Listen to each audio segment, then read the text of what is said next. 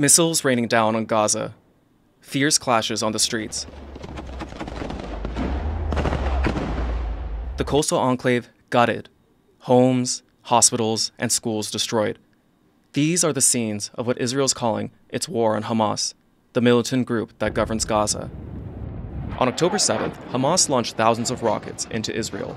A ground assault tore down a heavily guarded border barrier, and thousands of fighters then advanced into the neighboring communities. Israel's military says that their response on Gaza is to strike Hamas and the terrorist organizations in the Gaza Strip and eliminate the abominable enemy before whom they stand. To understand what is happening today, it is important to go back to the historical events that have shaped the Israeli-Palestinian conflict. From the 1870s to the 1930s, large waves of European Jews migrated to Ottoman Jerusalem and later the British Mandate of Palestine to escape discrimination and violent persecution. In 1917, the British government expressed its support for a Jewish homeland in Palestine in a public statement called the Balfour Declaration.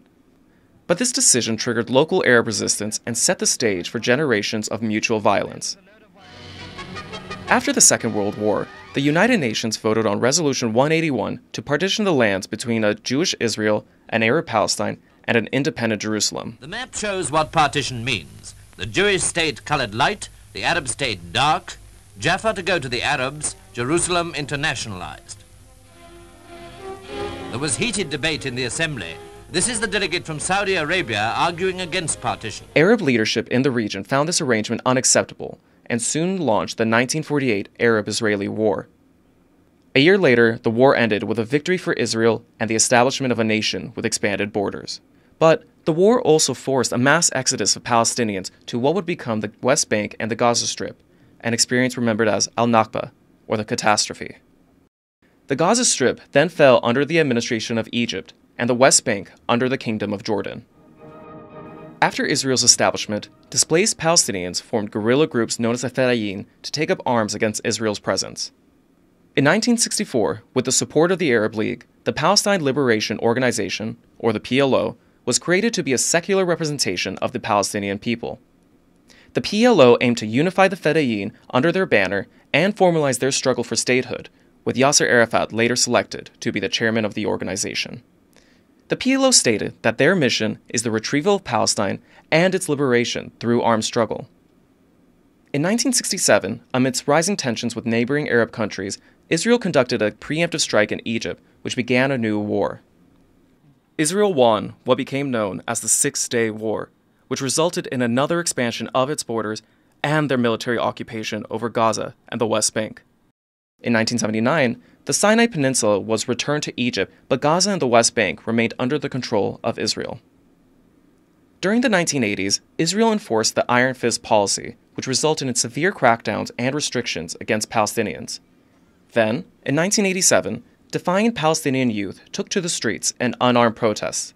Their goal was to end the occupation and gain more civil rights. Young, stone-throwing Palestinians who faced heavily armed Israeli forces became the defining image of what would come to be known as the First Intifada, Arabic for an uprising. During this time in the Gaza Strip, Sheikh Ahmad Yassin, a spiritual leader, founded the militant Islamic resistance movement, better known by its Arabic acronym, Hamas. Hamas stated its mission is the destruction of Israel and to establish an Islamic government in its place. Disturbed by the violence, the international community began the Oslo peace process in 1991 and aimed to bring a just, lasting, and comprehensive peace for Israelis and Palestinians. Oslo resulted in Israel and the PLO officially recognizing each other, with the latter becoming the Palestinian Authority, or PA, a legitimate governing body based in the West Bank. With negotiations gaining traction, the Gaza Strip even opened its first international airport in 1998. Though there was optimism, the peace process was losing steam. By 2000, it came to a halt when Israeli Prime Minister Ariel Sharon staged a provocative visit to the Temple Mount, a Muslim holy site in Jerusalem. This visit would trigger riots which became known as the Second Intifada. The Second Intifada was on a completely different scale from the first. This period of unrest from 2000 to 2005 was marked by rapid militarization, suicide bombings, and terror attacks. Disillusioned with peace processes, Israel destroyed the Gaza airport and constructed border barriers in Gaza and the West Bank. The heavily militarized borders and blockades worsened economic hardships and confined Palestinians within both Gaza and the West Bank. This became Oslo's legacy: territorial divisions which granted the Israeli government greater control and limited the mobility of Palestinians. As the Second Intifada ended, in 2005, Israel completely disengaged from the Gaza Strip. Soon after, Hamas achieved political control of Gaza, winning both the 2006 elections as well as a brief military conflict with the PA in 2007. With Hamas in control, Israel declared the Gaza Strip a hostile territory and approved a series of heavy sanctions and blockades. Fences became concrete walls with remote-controlled machine guns. Access points were shut down. And even Egypt would often close its border with Gaza. With limited economic options, their movement severely restricted, and ineffective resolutions from the international community, the frustrations of Gazans escalated. Since 2007, there have been frequent periods of wars and armed conflicts between the Gaza Strip and Israel. Peace processes that began with hope now stand as a testament to the complex challenges of achieving a lasting peace in a divided and disputed land defined by its cycle of violence and the immense scale of human suffering and loss.